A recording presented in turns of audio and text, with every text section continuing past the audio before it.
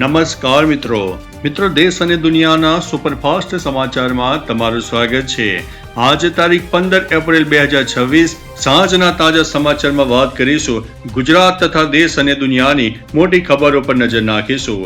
સૌથી મોટા સમાચાર સામે આવી રહ્યા છે। ટ્રમ્પ મોદી વાર્તાલાપ। વડાપ્રધાન મોદી અને ડોનાલ્ડ ટ્રમ્પ વચ્ચે ઉચ્ચ સ્તરીય બેઠક યોજાઈ ગઈ છે, જેમાં ઈરાન યુદ્ધ અને ભારત અમેરિકા વ્યાપાર ઉપર સહયોગ ઉપર ચર્ચા થઈ છે। ત્યારે મિત્રો આગળ વાત કરીશું દિલ્હી દહેરાદૂન એક્સપ્રેસ વેની। વડાપ્રધાન મોદીએ દિલ્હી દહેરાદૂન એક્સપ્રેસ વેનું ઉદ્ઘાટન કર્યું છે, જેનાથી મુસાફરીનો સમય ઘટીને માત્ર 2.5 કલાકનો થઈ ગયો છે। અન્ય મહત્વના સમાચારની વાત કરીએ તો ગુજરાતના મોટાભાગના શહેરોમાં તાપમાનનો પારો 42 ડિગ્રીને પાર પહોંચી ગયો છે। હવામાન વિભાગ દ્વારા આગામી 3 દિવસ માટે યલો એલર્ટ પણ જારી કરી દેવામાં આવ્યું છે। અન્ય મહત્વના સમાચારની વાત કરીએ તો ખેડૂત સહાય યોજનાની રાજ્ય સરકાર દ્વારા બાગાયતી ખેતી કરતા ખેડૂતો માટે નવી સબસિડી યોજનાની જાહેરાત કરવામાં આવી છે, જેમાં ડ્રીપ ઇરિગેશન માટે વધારાની સહાય મળવાની છે। અન્ય મહત્વના સમાચારની વાત કરીએ તો ગુજરાત બોર્ડ રિઝલ્ટ અપડેટ। ધોરણ 10 અને ધોરણ 12ના પરિણામો તૈયાર કરવાની પ્રક્રિયા અંતિમ તબક્કામાં છે। મે મહિનાના પ્રથમ અઠવાડિયામાં પરિણામ જાહેર થવાની શક્યતા છે। અન્ય મહત્વના સમાચારની વાત કરીએ તો સોના ચાંદીના ભાવની આંતરરાષ્ટ્રીય બજારમાં ફેરફારને કારણે સ્થાનિક બજારમાં સોનાના ભાવમાં પ્રતિ 10 ગ્રામ 500 રૂપિયાનો નજીવો વધારો જોવા મળ્યો છે। ત્યારે આગળ વાત કરીશું ટેકનોલોજી ન્યૂઝની। ભારત સરકારે નવી AI પોલિસી હેઠળ દેશમાં આર્ટિફિશિયલ ઇન્ટેલિજન્સના સર્જનાત્મક ઉપયોગ માટે નવા દિશા નિર્દેશો હવે બહાર પાડ્યા છે।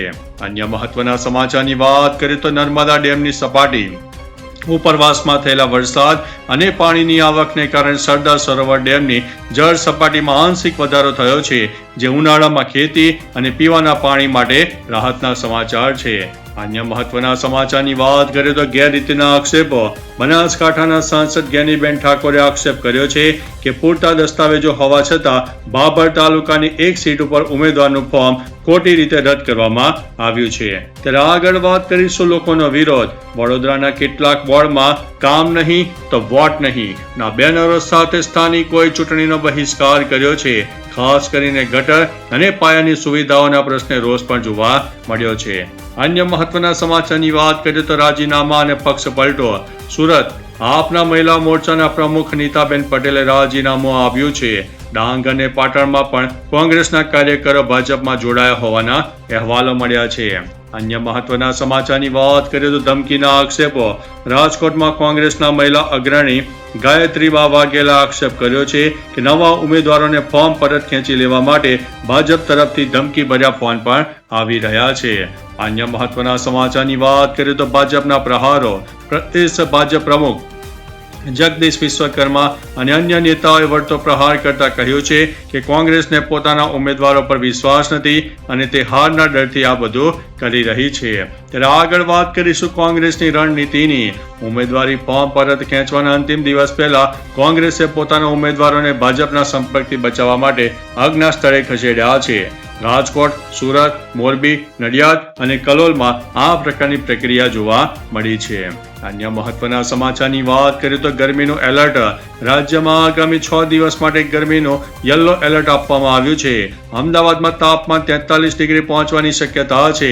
ત્યારે આગળ વાત થશે નબળું ચોમાસું। મિત્રો ભારતીય હવામાન વિભાગના જણાવ્યા અનુસાર જૂનથી સપ્ટેમ્બર દરમિયાન દેશમાં સરેરાશના માત્ર 92% વરસાદ સાથે ચોમાસું નબળું રહેવાની શક્યતા દેખાઈ રહી છે। આગળ વાત કરીશું કમોસમી વરસાદની।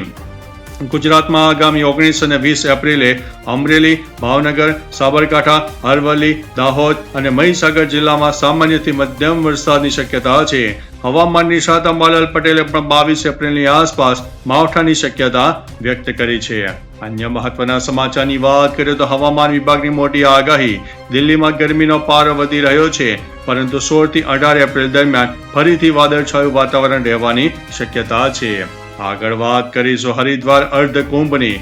હરિદ્વાર અર્ધકુંભ 2027ની તારીખો જાહેર કરવામાં આવી છે, જેમાં 3 શાહી સ્નાન સહિત કુલ 10 મોટા સ્નાન યોજાવાના છે।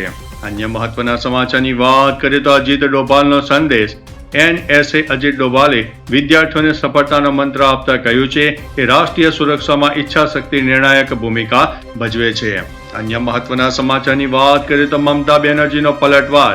સીએમ યોગી આદિત્યનાથના બુલડોઝર વાળા નિવેદન પર મમતા બેનર્જીએ કહ્યું છે કે બંગાળમાં બુલડોઝર નહીં પણ સલામ, પ્રણામ અને વંદે માતરમ ચાલે છે. અન્ય મહત્વના સમાચારની વાત કરીએ તો ઉત્તર પ્રદેશમાં હોબાળો. લખીમપુર ખેરીમાં આંબેડકરની મૂર્તિ સ્થાપવા બાબતે અને કાસગંજમાં શોભાયાત્રા દરમિયાન પથ્થરમારાની ઘટનાઓ બની છે, જેમાં પોલીસે ધરપકડની કાર્યવાહી હાથ ધરી છે. અન્ય મહત્વના સમાચારની વાત કરીએ તો વિપક્ષી ગઠબંધનની બેઠક. ઇન્ડિયા ગઠબંધન આજે નારી શક્તિ વંદન પર મંથન કરશે. મલ્લિકાર્જુન ખડગેના નિવાસસ્થાને યોજાનારી આ બેઠકમાં મહિલા અનામત અને સીમાંકન ઉપર ચર્ચા થશે.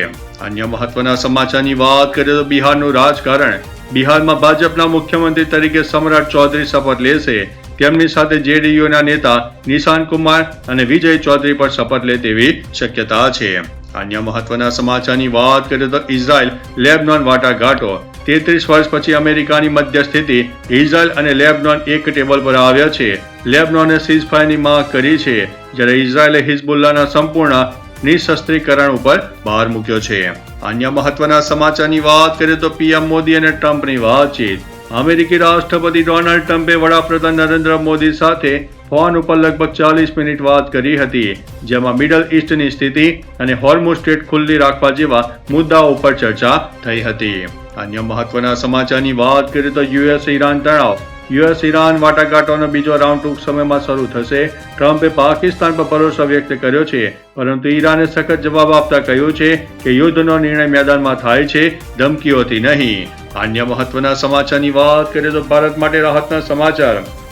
હોર્મુઝ સંકટ વચ્ચે ઈરાની રાજદૂતે નિવેદન આપ્યું છે કે હોર્મુઝથી પસાર થતા ભારતીય જહાજો પાસેથી કોઈ ટોલ લેવામાં આવ્યો નથી અને ઈરાન ભારતીય જહાજોને સુરક્ષિત રીતે પસાર થવામાં મદદ કરશે. અન્ય મહત્વના સમાચારની વાત કરીએ તો આંતરરાષ્ટ્રીય તણાવની, જેમાં ખાસ કરીને ઈરાન અને અમેરિકાની વાત છે. ડોનાલ્ડ ટ્રમ્પે ઈરાનને ચેતવણી આપી છે કે જો કોઈ ઈરાની જહાજ અમેરિકી નાકાબંધી પાસે આવશે તો તેને ખતમ કરી દેવામાં આવશે. સામે પક્ષે ઈરાને પણ વળતો જવાબ કરતા કહ્યું છે કે તેઓ નવી રણનીતિ અને હથિયારો સાથે લડશે. અન્ય મહત્વના સમાચારની વાત કરીએ તો નોઈડા હિંસાની. નોઈડામાં સતત બીજા દિવસે હોબાળો જોવા મળ્યો છે. સેક્ટર 80માં પથ્થરમારો અને સેક્ટર 121માં ગાડીઓની તોડફોડ થઈ છે. પોલીસ કમિશનર લક્ષ્મીસિંહના જણાવ્યા અનુસાર સોશિયલ મીડિયા અને કોલ સેન્ટર દ્વારા લોકોને ભડકાવવામાં આવ્યા હતા. આ મામલે અત્યાર સુધીમાં 400થી વધુ લોકોની અટકાયત પણ કરવામાં આવી છે. અન્ય મહત્વના સમાચારની વાત કરીએ તો દિલ્હી દેહરાદૂન એક્સપ્રેસ વેની. વડાપ્રધાન નરેન્દ્ર મોદીએ દિલ્હી દેહરાદૂન એક્સપ્રેસ વેનું ઉદ્ઘાટન કર્યું છે, જેનાથી હવે આ અંતર માત્ર 2.5 કલાકમાં કાપી શકાશે. ઉદ્ઘાટન પહેલા વડાપ્રધાને સહરાનપુરમાં દાટ કાલી મંદિરમાં પૂજા અર્ચના પણ કરી હતી. અન્ય મહત્વના સમાચારની વાત કરીએ તો બિહાર રાજકારણની. નીતિશ કુમારે મંત્રી પદ પરથી રાજીનામું આપીને રાજ્યપાલને સોંપ્યું છે. તેમની સાથે વિજય ચૌધરી, સમ્રાટ ચૌધરી અને વિજેન્દ્ર યાદવ પણ હાજર રહ્યા હતા. સૂત્રોના જણાવ્યા અનુસાર જેડીયુમાંથી વિજય ચૌધરી અને વિજય યાદવને મહત્વની જવાબદારી મળી શકે છે, જ્યારે નીતિશ કુમારના પુત્ર નિશાંત કુમાર ડેપ્યુટી સીએમ નહીં બને. તો ચાલો મિત્રો, ફરીથી દેશ અને દુનિયાના સુપરફાસ્ટ સમાચાર લઈને મળતા રહીશો. ત્યાં સુધી અમને રજા આપશો. નમસ્તે.